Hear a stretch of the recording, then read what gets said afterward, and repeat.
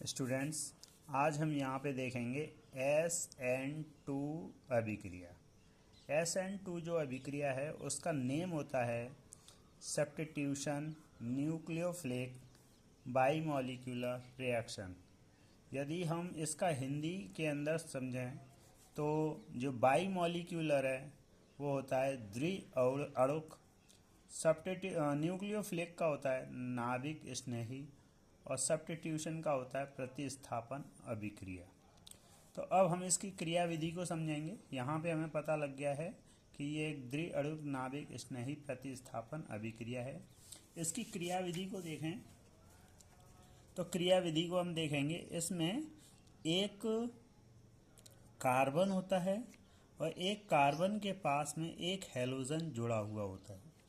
इस कार्बन की 3 free valency जो होती है वो किसी हाइड्रोजन या किसी अन्य ग्रुप के साथ जुड़ी हुई होती है। इस हैलोजन पर एक पार्शियल नेगेटिव चार्ज होता है और इस कार्बन पर पार्शियल पॉजिटिव चार्ज होता है। तो देखिए, जब कोई न्यूक्लियोफिलिक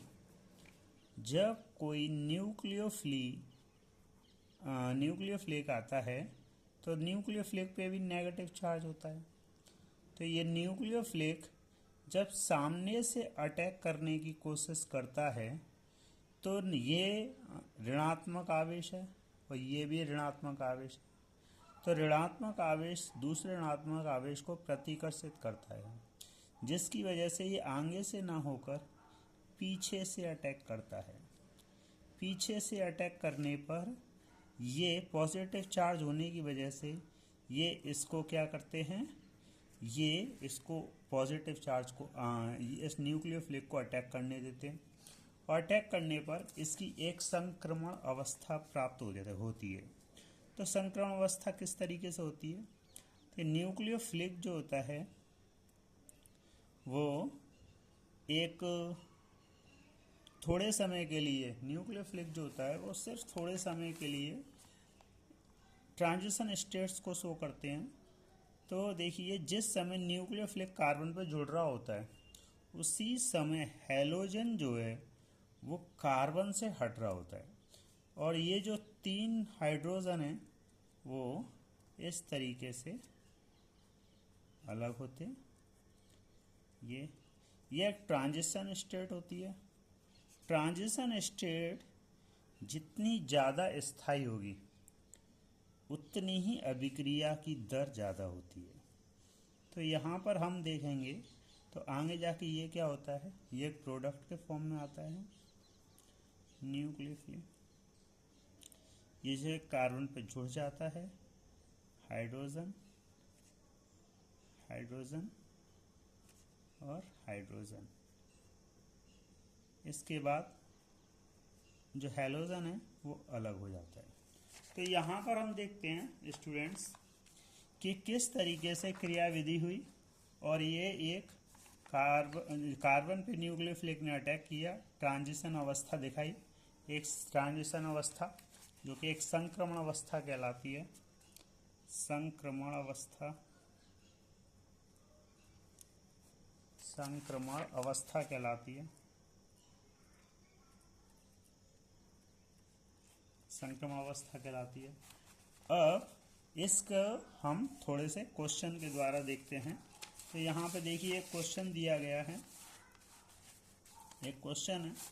तो यहाँ पे हम देखते हैं कि देखिए, इस क्वेश्चन से समझने से पहले हम एक ट्रांजिशन स्टेट्स के देखें। तो अभी हमने बताया था कि ट्रांजिशन स्टेट में न्यूक्लियोफिलिक है वो अटैक करता है कार्बन पर और कार्बन एक हैलोजन से जुड़ा होता है। जब न्यूक्लियोफिलिक जुड़ रहा होता है और ये हट रहा होता है तो इसकी 3 वैलेंसी फ्री होती हैं। तो ये 3 वैलेंसी पर जितने ज़्यादा, इनमें से किसी पर भी जितने ज़्यादा एटम होंगे उतना ही इसे स्टेबल होने में दिक्कत होगी और जितना स्टेबल होने में दिक्कत होगी उतनी ही इसकी रेट कम हो जाएगी। तो देखिए, इस पे ध्यान दें। तो यहाँ क्लोरीन जो है वो एक ऐसे कार्बन से जुड़ा हुआ है तो जो सिंगल कार्बन से जुड़ा है, तो ऐसे क्लोरीन को हम बोलते हैं 1 डिग्री कार्बन। और यहाँ पे देखिए ये ऐसे कार्बन से जुड़ा हुआ है जो 2 कार्बन से जुड़ा हुआ है, तो इसको बोलेंगे 2 डिग्री कार्बन। तो देखिए जो अभिक्रिया की दर होती है, तो इन दोनों में से अभिक्रिया की दर किसकी जाता है, तो अभिक्रिया की दर जो होती है वो ट्रांजिशन स्टेट पे डिपेंड करती है। अब ट्रांजिशन स्टेट पे डिपेंड करती है, तो यहाँ पर देखें हम, तो यहाँ पर ये क्या है, ये कार्बन से जुड़ा हुआ है, तो यहाँ पर हम देखेंगे कि एक ये इस कार्बन से जुड़ा है CH3, और यहाँ पर एक H है और यहाँ पर एक H है।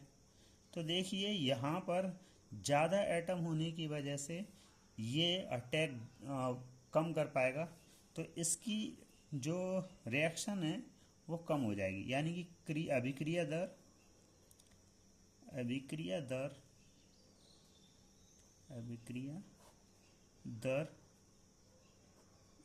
दर जो है वो किस पर डिपेंड करेगी, संक्रमण अवस्था पर डिपेंड करेगी, यानी कि ट्रांजिशन स्टेट पर डिपेंड करेगी। और ये स्टेबल ना होने की वजह से इसकी अभिक्रिया दर कम हो जाती है। तो देखिए 1 डिग्री ज़्यादा स्टेबल होते हैं 2 डिग्री कार्बन की कंपैरिजन में, और 2 डिग्री ज़्यादा स्टेबल होते हैं 3 डिग्री कार्बन के कंपैरिजन में। तो सबसे ज़्यादा अभिक्रिया दर किसकी होगी, 1 डिग्री वाले की। एक एग्जाम्पल और देखते हैं हम, एग्जाम्पल देखें, यहाँ पर देखिए एक एग्जाम्पल और, यहाँ पर एक एग्जाम्पल दिया है। और तो यहाँ पर हम देखें तो इन तीनों के अंदर फर्स्ट, सेकंड और थर्ड, इन तीनों में से सबसे ज़्यादा अभिक्रिया की दर किसकी होगी, जो अभिक्रिया दर है, अभिक्रिया दर किसकी होगी, तो अभिक्रिया दर किसकी होगी, तो यहाँ पे देखें तो देखिए क्लोरीन एक ऐसे कार्बन से जुड़ा हुआ है जो डबल बॉन्ड है, तो डबल बॉन्ड है, और आपको पता है क्लोरीन पे एक लोन पेयर होता है, तो ये क्या है, रेजोनेंस को दिखाएंगे, और रेजोनेंस को दिखाएंगे तो ये डबल बॉन्ड होने की वजह से ये इसको ज़्यादा एनर्जी चाहिए तोड़ने में, तो इसकी अभिक्रिया की दर कम होगी। अब हम सेकंड वाले पे जाते हैं। सेकंड वाले का हम ट्रांजिशन स्टेट को देखते हैं। तो देखिए सेकंड वाले की ट्रांजिशन स्टेट को देखें तो हमें देखने को मिलेगा एक न्यूक्लियोफिली जो जुड़ा है एक कार्बन पे, और इस पे एक हैलोजन जुड़ा हुआ है, और यहाँ देखिए ये H, और यहाँ देखिए ये CH डबल बॉन्ड CH2। अब यहाँ पर नोट करने वाली एक बात है, तो देखिए यहाँ पे नोट करने वाली ये बात है कि ये जो है वो इलेक्ट्रॉन विथड्रॉइंग इफेक्ट को शो कर रहा है, इलेक्ट्रॉन विथड्रॉइंग इफेक्ट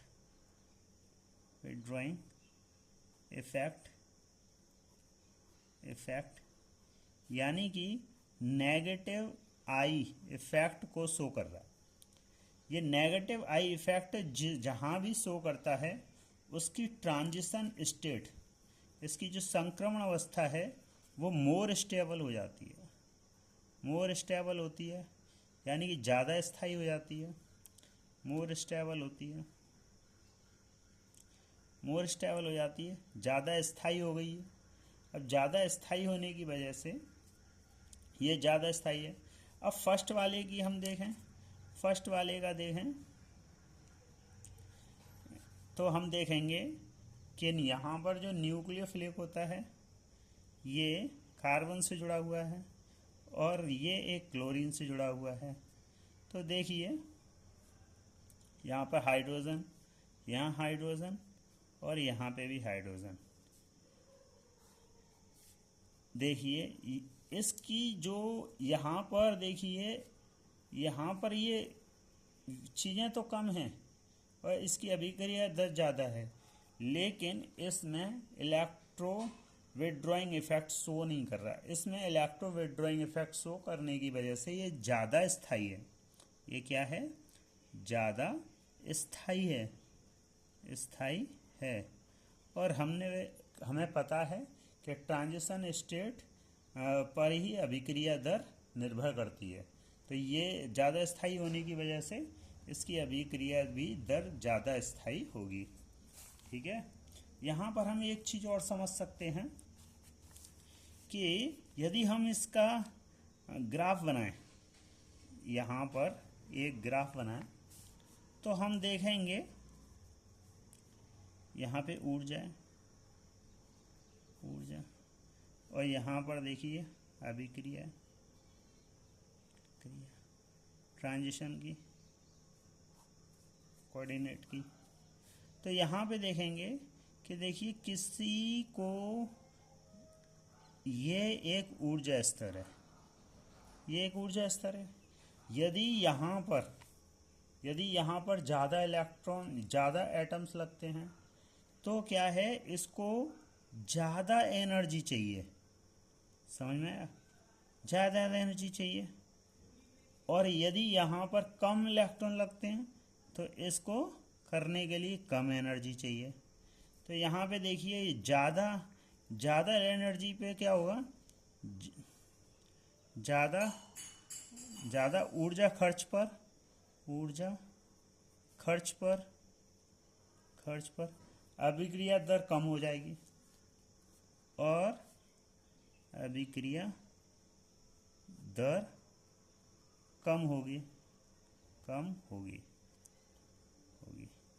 और इस पर देखिए यहाँ अभिक्रिया दर ज़्यादा हो जाएगी, अभिक्रिया दर ज़्यादा होगी। एक एग्जाम्पल और देखते हैं हम, एक एग्जाम्पल और देखें।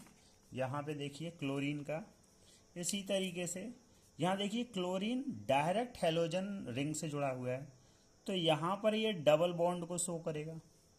डबल बॉन्ड को शो करने की वजह से डबल बॉन्ड को ज़्यादा एनर्जी चाहिए तोड़ने की वजह से, तो इसकी अभिक्रिया दर जो क्या होगी, कम होगी। ठीक है। अब यदि हम इसकी बात करें तो इसका हम संक्रमण अवस्था को देखें, ट्रांजिशन स्टेट संक्रमण अवस्था को देखें, तो देखिए संक्रमण अवस्था में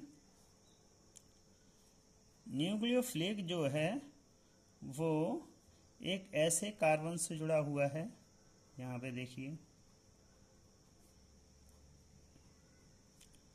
तो ये एक बेंजीन रिंग से जुड़ा हुआ है। तो यहाँ पर ये विथड्रॉइंग इफेक्ट को शो कर रहा है। यहाँ पर ये इलेक्ट्रॉन विथड्रॉइंग इफेक्ट को शो कर